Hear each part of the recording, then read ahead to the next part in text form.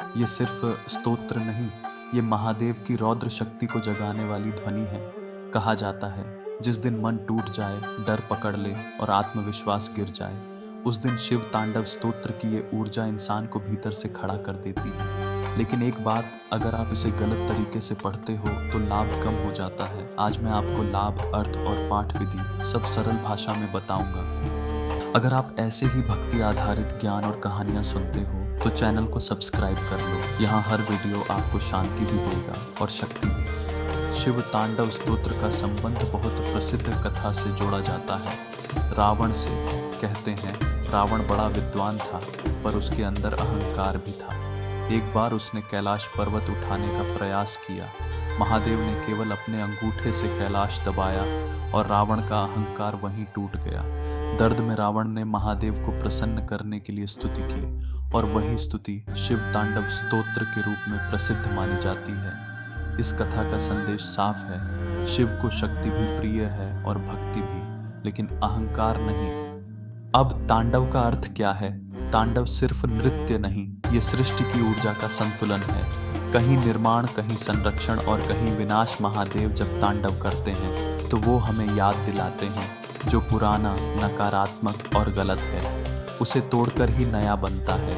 इसीलिए कई लोग कहते हैं, शिव तांडव सुनते ही मन में एक अलग ही ताकत आ जाती है। पूरा स्तोत्र संस्कृत में है, इसलिए मैं आपको इसका भावार्थ आसान भाषा में बता रहा हूँ। इस स्तोत्र में महादेव के जटाओं में गंगा की धारा, मस्तक पर चंद्रमा, कंठ में विष का संयम और डमरू की नाद शक्ति, इन सब का वर्णन आता है। भाव ये है कि शिव भयानक भी हैं और करुणामय भी, शांत भी हैं और प्रचंड भी।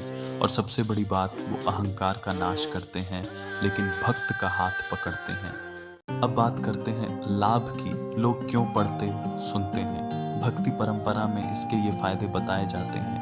भय और हिचक कम होती है जब मन कमजोर लगता है। तांडव की लय अंदर से स्टैंड अप कराती है। एकाग्रता बढ़ती है, इसकी गति और उच्चारण दिमाग को फोकस कराते हैं। नकारात्मकता पर कंट्रोल, गुस्सा, बेचैनी, ईर्ष्या, इन पर पकड़ मजबूत होती है क्योंकि ध्यान शिव पर टिकता है। आत्मविश्वास और अनुशासन, रोज एक ही समय पर पाठ करने से रूटीन बनता है। भक्ति भाव और मानसिक शांति, शिव का ध्यान मन को हल्का करता है, जैसे भीतर का बोझ उतर रहा है।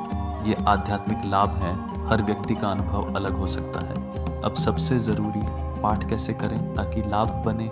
समय सबसे अच्छा सुबह स्नान के बाद या शाम, सोमवार से प्रदोष, महाशिवरात्रि पर विशेष जगह, साफ जगह, दीपक, अगरबत्ती, शिवलिंग, महादेव की तस्वीर सामने। संख्या, शुरुआत में 1 बार, फिर 3 बार नियमित साधना, 9 या 11 बार जितना संभव।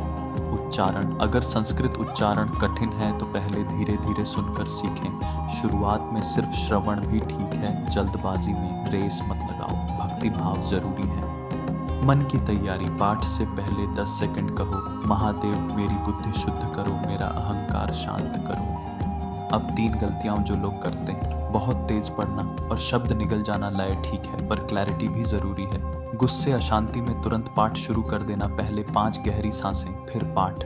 सिर्फ चमत्कार के लिए पढ़ना शिव तांडव का असली फल है। चरित्र में परिवर्तन, संयम, साहस, शांति। महादेव का तांडव हमें डराने नहीं आता, वो हमें जगाने आता है कि भीतर की कमजोरी, भीतर का अहंकार और भीतर की नकारात्मकता, सबको नष्ट करके ही जीवन में नया प्रकाश आता है। अगर आप चाहें तो मैं अगले वीडियो में शिव तांडव की सबसे प्रसिद्ध पंक्तियों का आसान अर्थ लाइन बाय लाइन समझाऊंगा। कमेंट में लिखो तांडव अर्थ, और अगर आप महादेव के भक्त हो कमेंट में लिखो हर हर महादेव।